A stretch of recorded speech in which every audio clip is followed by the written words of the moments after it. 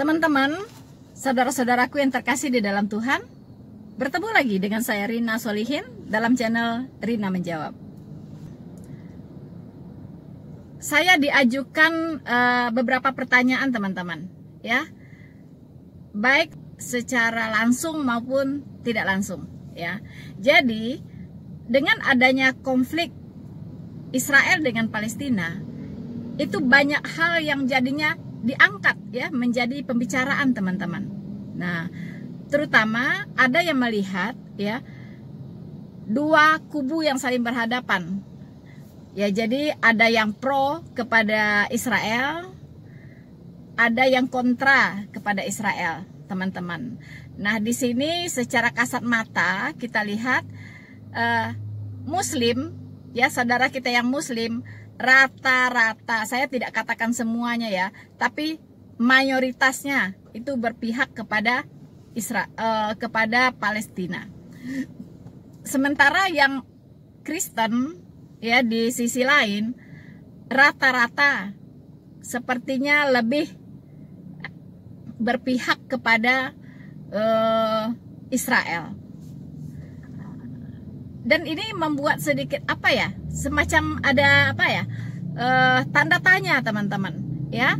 Banyak yang bertanya, mengapa bisa demikian begitu, ya? Kok bisanya Muslim berpihak kepada Palestina, kemudian Kristen seolah-olah berpihak kepada Israel begitu?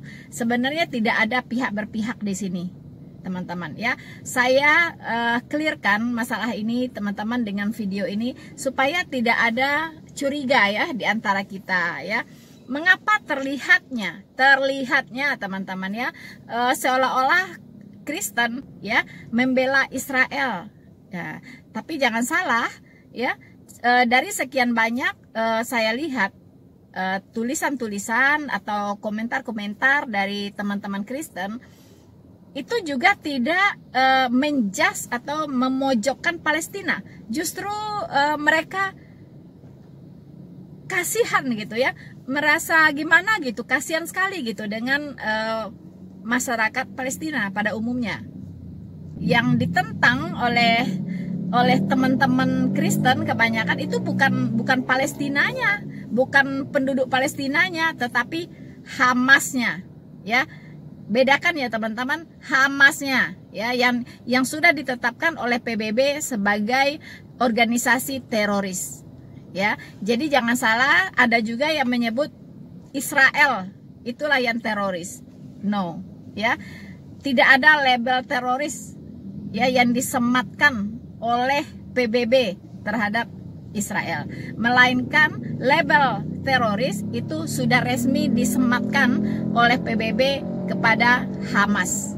Ya, teman-teman mungkin sudah tahu, ya, Hamas itu semacam organisasi politik, ya, di Palestina. Jadi sebenarnya Hamas ini tidak mewakili negara Palestina, tidak begitu, teman-teman, jangan salah, ya. Hamas itu sama sekali tidak bisa mewakili negara Palestina. Hanya Hamas memanfaatkan masyarakat yang hidup di Gaza, ya, masyarakat Palestina yang hidup di Gaza sebagai sebagai pancingan atau sebagai umpan atau sebagai tumbal begitu, ya. Jadi dia menyelusup ke tengah-tengah masyarakat hidup, ya, kemudian dia berbaur dengan masyarakat Palestina yang di Gaza ini.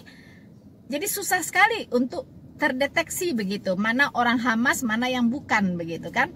Nah, kita juga memahami memang ada, ya, harus jujur mengatakan bahwa masyarakat Palestina yang di daerah Gaza ini juga mendukung yang namanya Hamas begitu, ya, mendukung, ya. Buktinya Hamas ini bisa menyimpan senjata-senjatanya di rumah-rumah penduduk, di perkantoran-perkantoran. Kalau masyarakatnya tidak mendukung, itu tidak akan mungkin terjadi, ya kan? Tidak mungkin gitu, ya, terjadi seperti itu. Pasti akan ditolak oleh penduduk begitu. Tapi kan ini tidak. Nah, teman-teman, ya. Jadi sedikit banyaknya Apakah itu karena memang sudah didoktrinasi oleh Hamas, ya, masyarakat ini sudah didoktrin sedemikian rupa sehingga bisa menerima dia, welcome begitu kan? Nah, kita tidak tahu ya, sepertinya sih cenderungnya seperti itu gitu kemungkinannya teman-teman. Nah, sekarang timbul tudingan. Saya lihat kenapa saya membuat video ini, karena ada tudingan diarahkan kepada umat Kristen. Tapi ini tudingannya sedikit apa ya? Sedikit mengejek, seperti mengejek begitu ya. Katanya, ngapain umat Kristen kok membela-bela Israel? Ya kan? Apa hubungannya umat Kristen dengan Israel? Bukankah Tuhannya orang Kristen itu yang menyalibkan itu orang Israel, orang Yahudi? Ya, yang membunuh Tuhannya orang Kristen itu Yahudi. Kok dibela-bela begitu kan? Nah, kok dibela-bela? Apa hubungannya antara Kristen ini dengan Yahudi gitu? Kok sepertinya dibela-bela begitu? Nah, ini teman-teman ya. Jadi supaya ini clear, saya sengaja membuat video ini ya teman-teman, supaya ada pencerahan ya di antara teman-teman yang Muslim maupun yang Kristen yang mungkin belum banyak ya bisa menghandle kalau ada pernyataan-pernyataan seperti itu ditujukan kepada teman-teman begitu ya. Saudara-saudaraku yang terkasih di dalam Tuhan, jadi kita ditanya ya, kita ditantang untuk menjawab ya, bisa memberikan pertanggungjawaban iman kita kepada teman-teman kita yang Muslim, yaitu mereka bertanya, mengapa orang Kristen sepertinya berpihak kepada Yahudi ya, kepada Israel? Apa hubungannya antara Kristen dengan Yahudi? Begitu teman-teman. Saudara-saudaraku sebangsa dan setanah air ya, khususnya Anda yang Muslim, sebenarnya tidak ada tidak ada masalah bela membela di sini, teman-teman, ya. Jadi tidak ada istilah bela membela. Ya. Orang Kristen bukan dalam konteks membela orang Israel atau Yahudi. Ya, bukan. Ya. Tapi kami orang Kristen diajarkan untuk mengasihi sesama manusia seperti dirimu sendiri. Ya. Kami mengasihi orang Israel dan kami juga mengasihi orang Palestina. Ya. Bahkan kami mengasihi Hamas ya, sebagai musuh kebenaran. Ya, karena musuh pun harus dikasihi. Begitu teman-teman, ya. Tapi kita Kristen mengasihi segala sesuatu dalam konteks kebenaran. Nah, teman-teman mungkin heran, ya, mengapa seolah-olah dari pandangan teman-teman Muslim, Kristen ini membela Yahudi. Nah, ceritanya bukan seperti itu, teman-teman, ya. Kenapa? Karena Alkitab itu berbicara banyak tentang Israel, ya. Alkitab yang di tangannya orang Kristen, yang dipegang oleh orang Kristen, yang berada di tangannya orang Kristen, itu sudah mencatat sejarah Israel. Bahkan nubuatan-nubuatan terhadap bangsa Israel itu tertulis dengan lengkap di Alkitab. Ya. Jadi kemana arahnya, ya, semua peristiwa-peristiwa yang dialami oleh bangsa Israel, itu kami orang Kristen sudah tahu benang merahnya, teman-teman, ya, karena Alkitab sudah memberitahukan itu semua, kemana ujungnya nanti, seperti apa nanti finishnya, itu kami sudah tahu, ya, sudah diberitahukan oleh Allah kami, oleh firman Tuhan di Alkitab yang kami imani, ya, baik di perjanjian lama maupun di perjanjian baru. Nah, begitu teman-teman. Jadi karena kami tahu, ya, makanya apa yang terjadi pada bangsa Israel hari-hari ini, bahkan dari dulu teman-teman, ya, dari masa-masa mereka sangat masa-masa sulit ya, masa-masa kekelaman bagi mereka, di mana mereka ditolak oleh banyak negara, mereka dipencarkan ke seluruh penjuru bumi, dan mereka menderita di mana-mana.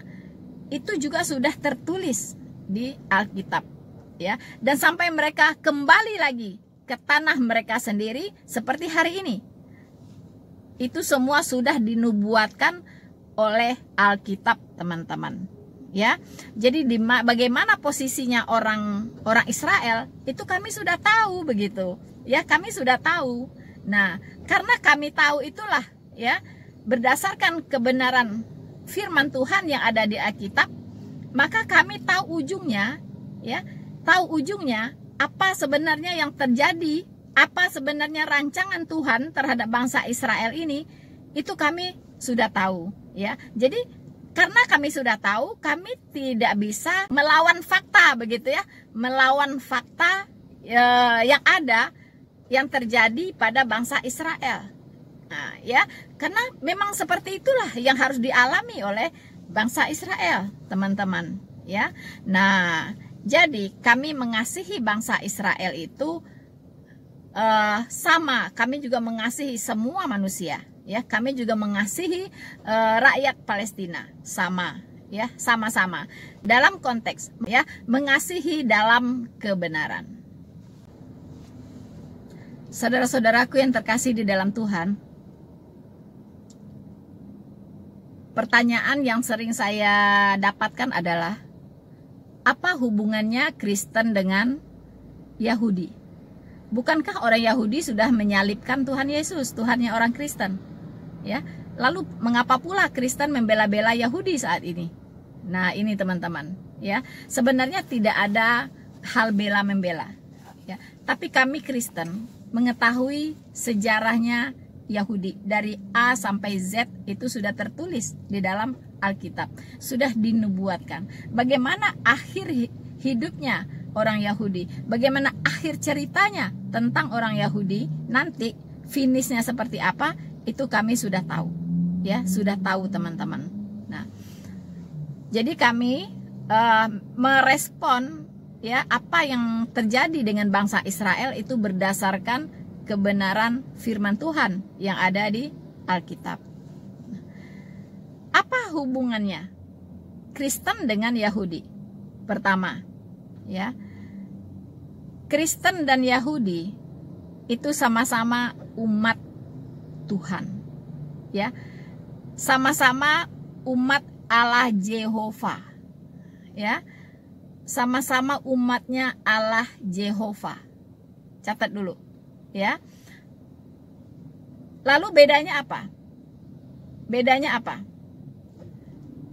Bangsa Israel salah memahami, ya, nubuatan dari Allah Jehovah, ya, bahwa dia akan datang sebagai Mesias, yaitu datang sebagai manusia. Nah, dan akan disalibkan bagi penebusan dosa sebagai domba hakikat, ya. Jadi orang Yahudi itu mengimani Alkitab dari Kejadian sampai Maleaki. Orang Yahudi tidak menerima perjanjian baru. Karena mengapa? Karena orang Yahudi tidak percaya bahwa Allah Jehovah sudah datang menjadi manusia. Nah, menjadi sang Mesias, ya. Nah, itu bedanya. Sementara orang Kristen, ya, percaya kepada Allah Jehovah dan mengaminkan bahwa Allah Jehovah itu sudah datang sebagai manusia yang bernama Yesus. Yesus artinya Jehovah sang penyelamat, ya, atau Jehovah yang menyelamatkan. Itu arti kata Yesus. Nah, ini terpotong sampai di situ, ya. Orang Yahudi mengimani kitab Perjanjian Lama dan menolak kitab Perjanjian Baru. Tapi seperti apa sebenarnya? Ya, yang benar itu seperti apa? Nah, teman-teman, sebenarnya orang Yahudi itu percaya kepada yang namanya Mesias, ya. Dia percaya, mengimani bahwa Mesias itu akan datang untuk menyelamatkan bangsa Yahudi. Nah, bangsa Yahudi akan diselamatkan dari perbudakan. Ya. Nah, salahnya di mana? Salahnya bangsa Yahudi mengertinya bahwa Sang Mesias akan datang untuk menyelamatkan bangsa Yahudi dari penjajahan Romawi saat itu. Ya. Padahal Sang Mesias itu datang untuk menyelamatkan bangsa Yahudi dari perbudakan dosa. Nah, ini yang disalahpahami, ya teman-teman. Jadi sampai hari ini pun orang Yahudi itu masih menunggu-nunggu Sang Mesiasnya. Sampai hari ini, ya, dia masih merindukan kedatangan Sang Mesias itu. Nah, makanya Yesus Kristus itu disalibkan karena dia tidak percaya bahwa Yesus Kristus itu adalah Mesias. Ya, bahwa Yesus Kristus itu adalah anak Allah atau Allah itu sendiri, begitu. Orang Yahudi paham betul bahwa sebutan anak Allah itu sama dengan Allah itu sendiri. Itu dia paham, teman-teman, ya. Cuman dia tidak bisa menerima bahwa Mesias itu adalah Yesus Kristus, ya, yang datang sebagai orang yang sangat sederhana, ya, lahir di kandang domba, ya, anak seorang tukang kayu. Itu bagi orang Yahudi impossible. Mesias kok datangnya seperti itu. Sementara mereka membayangkan bahwa Mesias itu akan datang dalam kebesarannya, ya, dalam segala kuasa dan kebesarannya, teman-teman. Mesias itu akan datang seperti itu, ya. Nah, jadi pada waktu itu waktu dimintai pendapat, ya, oleh wali nagari, ya, waktu pemerintahan Pilatus, siapakah yang akan disalibkan? Apakah Yesus Barabas yang penjahat ini, ataukah Yesus yang adalah Kristus ini yang harus disalibkan? Nah, orang Yahudi mengatakan salibkan dia, ya. Yesus Kristus inilah yang harus disalibkan. Ya, kita bisa baca, teman-teman, ya. Kita akan baca di Matius 27, ya, di Matius 27 ayat 20 sampai 26, ya. Saya bacakan untuk teman-teman semua. Tetapi oleh hasutan imam-imam kepala dan tua-tua, orang banyak bertekad untuk meminta supaya Barabas dibebaskan dan Yesus dihukum mati. Ya, wali negeri menjawab dan berkata kepada mereka, siapa di antara kedua orang itu yang kamu kehendaki kubebaskan bagimu? Kata mereka, Barabas. Ya, kata Pilatus kepada mereka, jika begitu, apakah yang harus kuperbuat dengan Yesus yang disebut Kristus? Mereka semua berseru, ia harus disalibkan.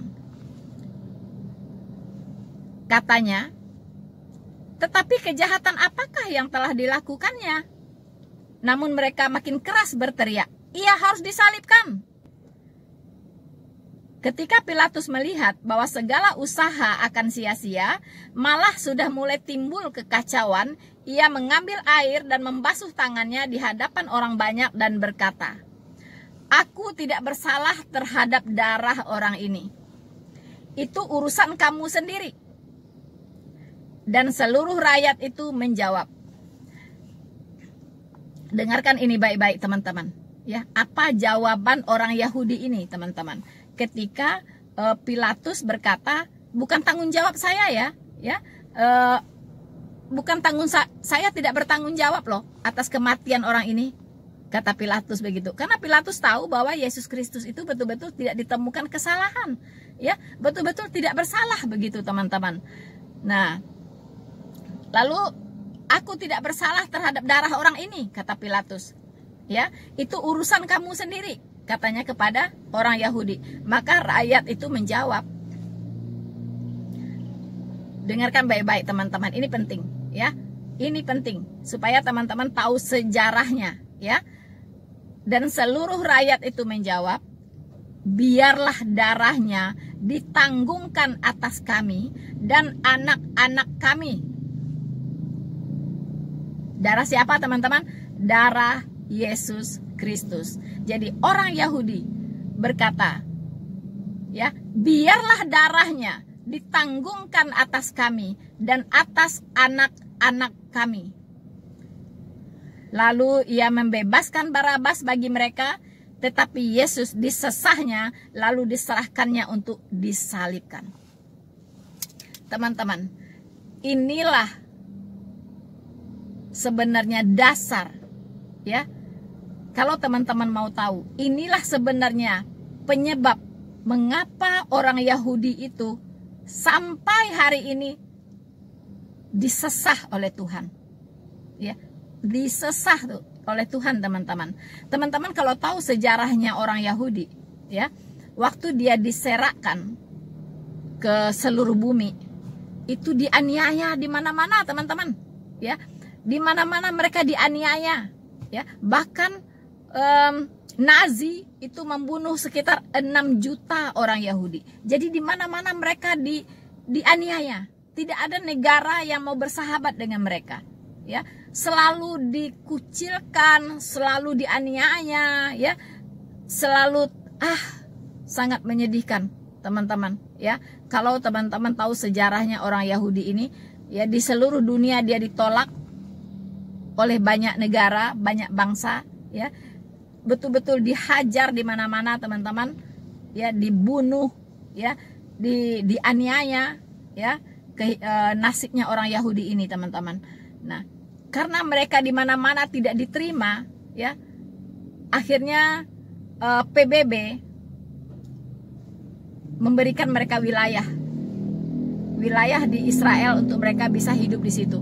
Karena di mana-mana tidak diterima, ya, banyak yang sudah mati terbunuh, teman-teman. Nah, ini dia. Ini adalah konsekuensi dari perkataan mereka sendiri, ya. Ketika dia menyalibkan Kristus dan orang Yahudi ini berkata, biarlah darahnya ditanggungkan, ya, atas kami dan atas anak-anak kami. Teman-teman.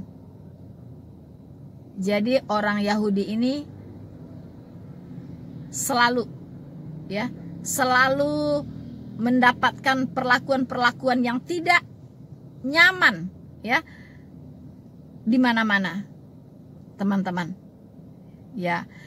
Jadi miris kalau kita membaca sejarahnya bangsa Yahudi, ya. Ke sana dianiaya, ke sini dianiaya, ke sana tidak diterima, ke sana dihancurkan, ya. Ada yang dibakar hidup-hidup juga banyak, ya, dimasukkan ke open, ya kan. Wah, saya tidak bisa dalam kesempatan ini menceritakan satu demi satu, ya, sejarah mereka begitu, teman-teman. Tapi begitulah kesimpulannya, bahwa di mana-mana mereka ditolak, di mana-mana mereka dianiaya, di mana-mana mereka dibunuh, ya kan. Dan itulah buah dari perkataan mereka, ya. Biarlah darah Yesus itu ditanggungkan atas kami dan anak-anak cucu kami. Jadi sampai hari ini pun ada aja orang yang ingin memerangi Israel ini, teman-teman, ya. Tidak dibiarkan tenang hidupnya, begitu, ya. Tidak tenang hidupnya, teman-teman. Tidak ada damai. Tidak ada damai sebenarnya. Sebenarnya orang Yahudi ini cinta damai, tetapi dia tidak mendapatkan damai itu, begitu. Mengapa? Karena raja damai itu yang dia sudah tolak, teman-teman. Ketika orang menolak raja damai, tidak akan pernah mendapatkan yang namanya kedamaian. Hati-hati, ya. Kalau sang raja damai itu di mana-mana dinista dan dihujat, tidak ada kedamaian. Hati-hati, ya, teman-teman. Saudara-saudaraku yang terkasih di dalam Tuhan, lalu apalagi hubungannya antara Yahudi dengan Kristen, antara Kristen dengan Yahudi, teman-teman, ya. Tadi saya katakan bahwa orang Yahudi percaya kepada kitab Perjanjian Lama, kitab Taurat Musa, kitab Mazmur, dan kitab para nabi. Nah, ini orang Yahudi pegang, ya, kitab ini, teman-teman, dan dia mengimani itu, ya. Sementara orang Kristen mengimani kitab Perjanjian Lama, ya, yaitu kitab Taurat Musa, kitab Mazmur, kitab para nabi, dan Injil. Ya, jadi ada tambahannya. Injil disebut juga dengan kitab Perjanjian Baru. Ya, sementara Taurat Musa, kitab Mazmur, dan kitab para nabi itu disebut dengan kitab Perjanjian Lama. Nah, teman-teman, mengapa orang Kristen juga mengimani Injil, tapi juga mengimani Perjanjian Lama? Karena kitab Perjanjian Baru adalah penerus, ya, kitab penerus dari Perjanjian Lama. Apa buktinya? Apa buktinya bahwa kitab Perjanjian Baru adalah penerus dari kitab Perjanjian Lama? Jadi bukan menggantikan, ya, tidak, ya. Kitab Perjanjian Lama tetap, ya, diimani, tetap diimani sesuai dengan konteks, sesuai dengan zamannya, sesuai dengan konteksnya, ya. Dan kitab Perjanjian Baru itu juga diimani. Kitab Perjanjian Lama adalah kitab nubuatan, sementara kitab Perjanjian Baru adalah kitab penggenapan. Ya, sementara orang Yahudi hanya percaya kepada kitab Perjanjian Lama saja. Ya, tidak percaya kepada kitab Perjanjian Baru atau Injil. Nah, di sini bedanya, teman-teman. Lalu yang benar mana? Apakah Yahudi yang benar atau Kristen yang benar? Nah, biarlah Alkitab yang menjawab itu, teman-teman, ya. Nah, sekarang saya akan bacakan, ya, nanti supaya bisa terlihat benang merahnya antara Yahudi dengan Kristen ini apa, begitu, teman-teman, ya. Nah, saya akan bacakan Yeremia 31 ayat 31, ya. Sesungguhnya akan datang waktunya, demikianlah firman Tuhan, aku akan mengadakan perjanjian baru dengan kaum Israel dan kaum Yehuda. Ya, teman-teman, ya, ini ditulis, ya, nubuatan ini ditulis oleh Nabi Yeremia. Ya, Nabi Yeremia, teman-teman, di Yeremia 31 ayat 31, bahwa sesungguhnya akan datang waktunya. Jadi saat itu belum ada, teman-teman, ya, saat itu belum ada, tapi akan datang waktunya, kata Tuhan, ya. Demikianlah firman Tuhan, aku akan mengadakan perjanjian baru. Ya, perjanjian baru itu adalah Injil, ya, teman-teman.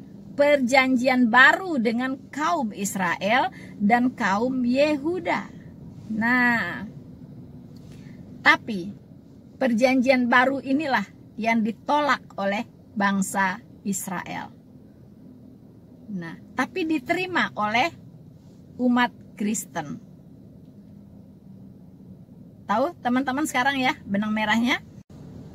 Yeremia 31 ayat 31 ini, teman-teman, ini dikutip kembali, ya, dikuatkan kembali, ya, di kitab Perjanjian Baru, ya, di Ibrani 8, ya, itu perikopnya adalah imam besar Perjanjian Baru, ya. Imam besar Perjanjian Baru ini yang dimaksud adalah Yesus Kristus, ya, teman-teman. Nah, ayat 7, saya bacakan ayat 7 untuk teman-teman semua. Sebab sekiranya perjanjian yang pertama itu tidak bercacat, tidak akan dicari lagi tempat untuk yang kedua. Sebab ia menegur mereka ketika ia berkata, sesungguhnya akan datang waktunya, demikianlah firman Tuhan, aku akan mengadakan perjanjian baru dengan kaum Israel dan dengan kaum Yehuda. Teman-teman, ini persis bunyinya seperti yang tertulis di Yeremia 31 ayat 31, ya, nubuatan itu, teman-teman, ya. Nah, kemudian saya lanjutkan di ayat ke-8-nya. Sebab ia menegur mereka dan ia berkata, Sesungguhnya akan datang waktunya, demikianlah firman Tuhan, aku akan mengadakan perjanjian baru dengan kaum Israel dan dengan kaum Yehuda, bukan seperti perjanjian yang telah kuadakan dengan nenek moyang mereka. Pada waktu itu, aku memegang tangan mereka untuk membawa mereka keluar dari tanah Mesir.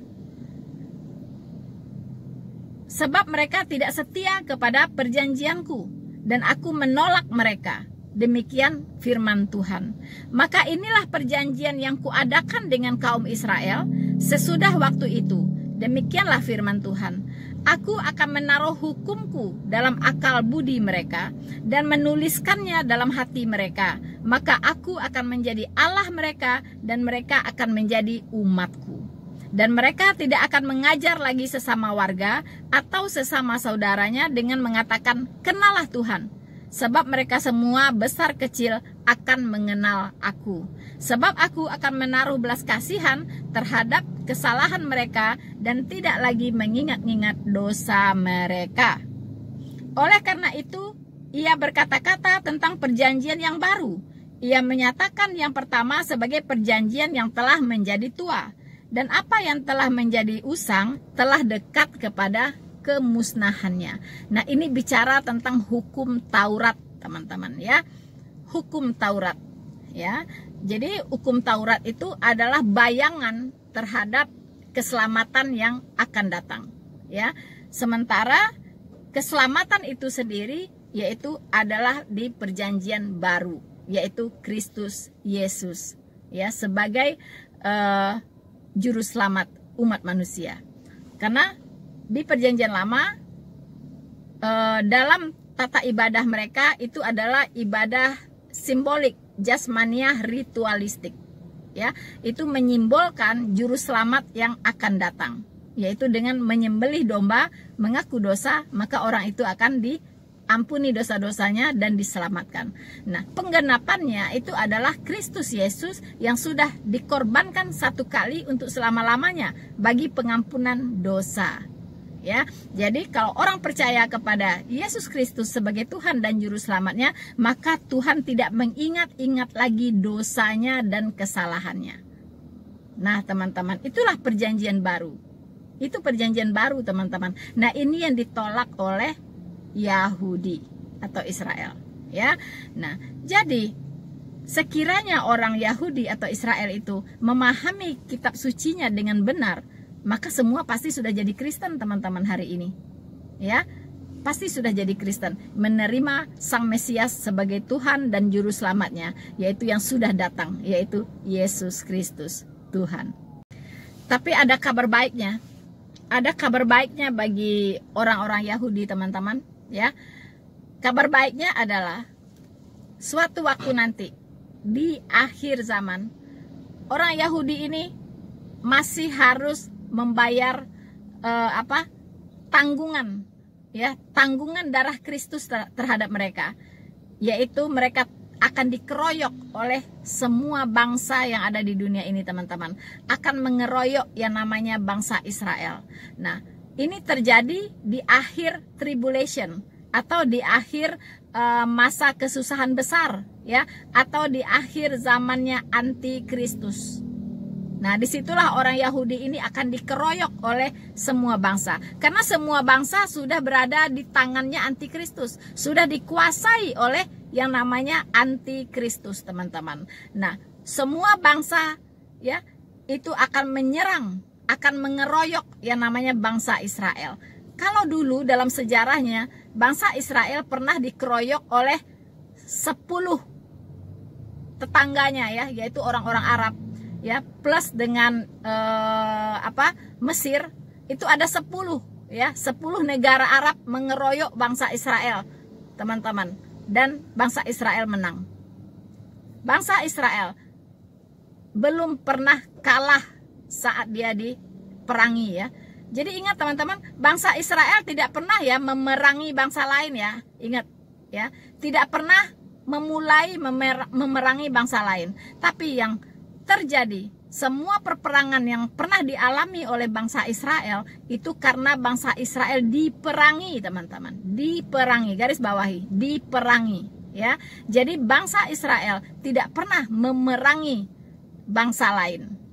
Nah, tetapi sebanyak itu perang yang dialami oleh bangsa Israel, sejarah mencatat bahwa bangsa Israel tidak pernah kalah perang. Nanti suatu waktu saya akan membuat video khusus ya tentang sejarah bangsa Israel, teman-teman, ya, secara singkat dan padat ya. Supaya teman-teman tahu semuanya, punya wawasan yang lebih luas tentang Israel, jadi tidak salah memahami, tidak salah menyimpulkan, dan tidak salah dalam menyikapi ya teman-teman. Nah, jadi nanti di akhir zaman tribulation, bangsa Yahudi akan dikeroyok oleh bangsa-bangsa lain. Itulah yang disebut dengan perang Armageddon, teman-teman.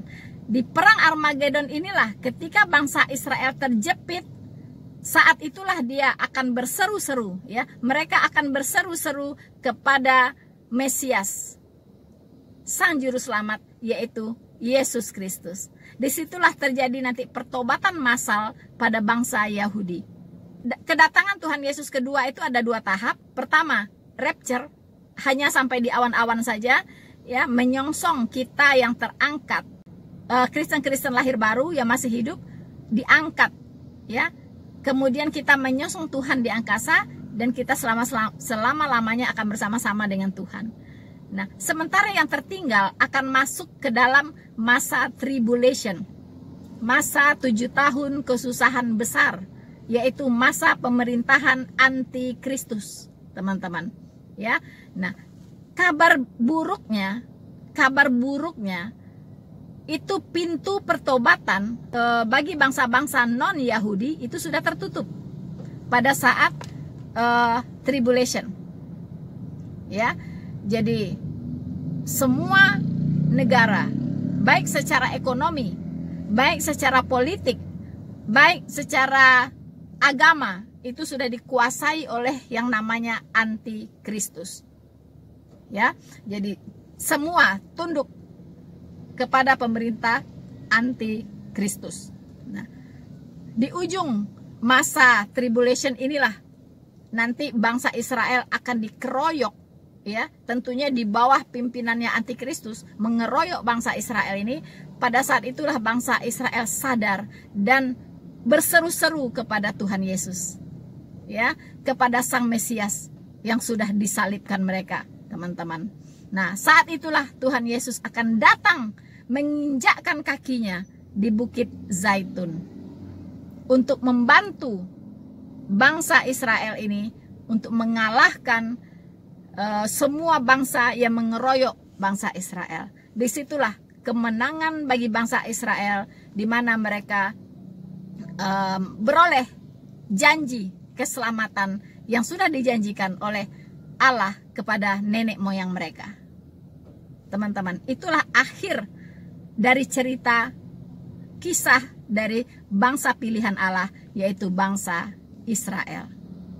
Ya, jadi memang bangsa ini kecil, ya, sedikit, tapi membuat pening dunia ini, teman-teman. Ya, membuat pening, ya, karena dia yang paling kecil, dia sedikit, ya, tapi membuat iri hati banyak bangsa.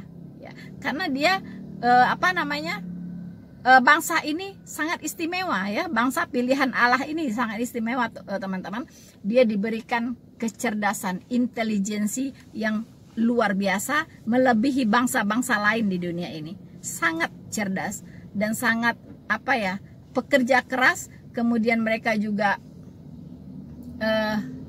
kreatif, karena bagaimana orang yang sudah terjepit itu berbagai potensinya akan keluar, ya kan? Sebagai orang yang hidup di tengah-tengah musuhnya, ya, dikelilingi oleh musuh-musuhnya. Ini negara yang sangat kecil, sekelilingnya musuhnya semua, teman-teman. Ya, dia harus survive gitu. Dia harus bisa melebihi ya bangsa-bangsa yang lain supaya dia bisa eksis, teman-teman. Nah, itulah bangsa Israel, teman-teman ya. Jadi jelas sekali ya hubungan antara Kristen dengan Yahudi. ya, Yahudi masih menunggu Mesias, sementara orang Kristen sudah menerima Mesias itu. Ya, kalau orang Israel belum percaya bahwa Mesiasnya sudah datang, dan orang Kristen sudah percaya, dan nanti di akhir zaman orang Yahudi akan beroleh janji keselamatan, yaitu menerima Yesus Kristus sebagai Tuhan dan Juru Selamatnya. Dan mereka yang diselamatkan akan bersama-sama dengan orang Kristen lainnya, dan orang Yahudi dan orang Kristen yang sudah diselamatkan tentunya nanti akan hidup bersama-sama dengan Allah di sorga.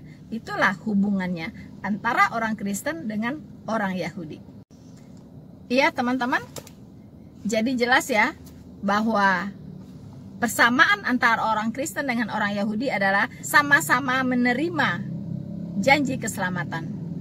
Tapi orang Yahudi sedikit tertunda karena ketegaran tengkuknya teman-teman, ya, tertunda. Orang Yahudi harus mengalami proses panjang yang sangat menyakitkan, ya kan? Tetapi luar biasanya selalu di dalam pengawasan Tuhan teman-teman, selalu di dalam pemeliharaan Tuhan.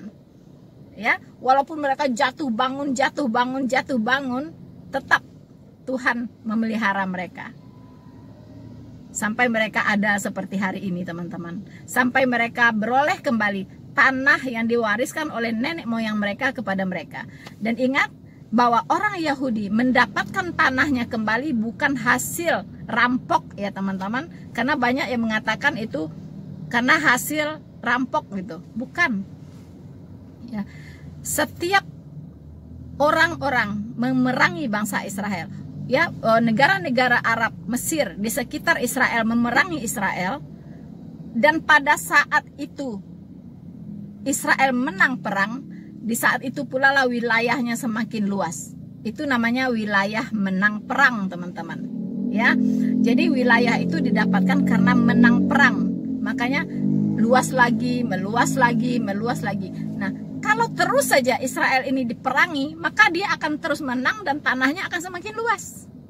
Ya, jadi salah siapa begitu ya? Orang Israel tanahnya bisa luas dari sekecil, sekarang sudah tinggal sedikit saja yang belum dia kuasai begitu. Cuma secuil saja, yaitu yang Palestina ini begitu kan.